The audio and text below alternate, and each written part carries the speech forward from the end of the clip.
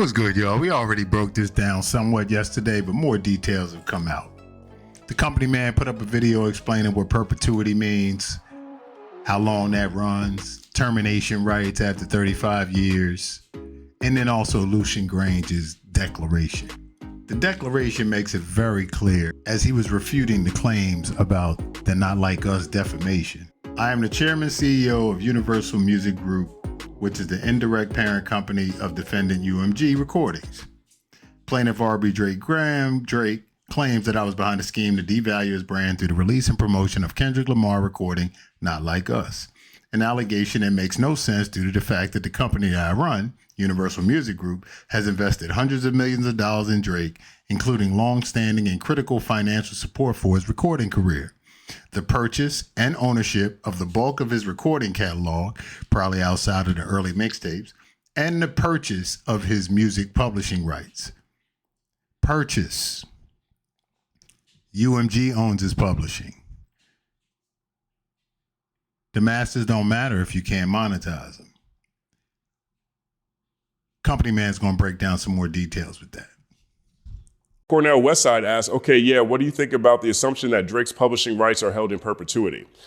Z says, UMG owns Drake's publishing per a signal declaration from the CEO of UMG. Under U.S. copyright law, a songwriter can reclaim their publishing after 35 years through what's called termination rights. In this respect, perpetuity means the lifetime of the copyright, not forever, right? And so what it says here, number 2, plaintiff Aubrey Drake Graham claims that I was behind a scheme to devalue his brand through the release and promotion of the Kendrick Lamar recording Not Like Us, an allegation that makes no sense due to the fact that the company that I run, Universal Music Group, MV, has invested hundreds of millions of dollars in Drake, including long-standing and critical financial support for his recording career, the purchase and ownership of the bulk of his recordings catalog, and the purchase of his music publishing rights. So that is where that conversation has gone.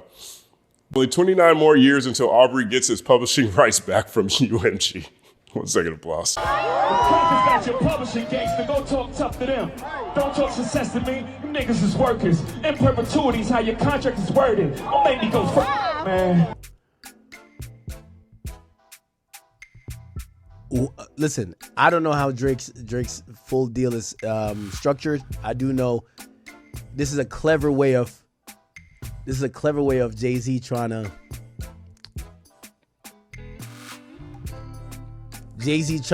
throw it in Drake's face like he doesn't have like ownership. But the reality is this: every album since Scorpion, Drake owns the masters of these albums. Stop the cap. So now he doesn't talk masters, he talks publishing. Now, if you go back to when Drake supposedly signed the $400 million deal. What's the point of owning the masters if you don't own the Lucian publishing? Grange actually mentioned that it was, I think he mentioned publishing directly. Yes. So it says it includes the rapper's publishing interests, right? Now, here's the thing with even talking about deals like that. I know some of you guys might not be familiar with publishing. So masters, Drake owns the masters. Now you have masters and publishing. Now when it comes to publishing, we don't know if Drake is basically like Kanye did this too. It's not necessarily selling your publishing, but you could probably license your publishing to them, right?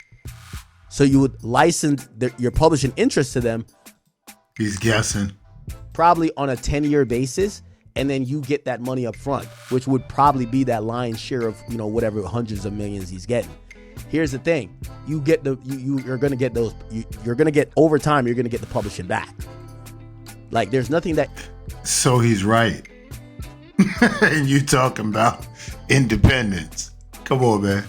Indicates that Drake sold his publishing, but he probably did a publishing deal with Universal. He still sold. Didn't you just criticize Hov for selling? You always selling.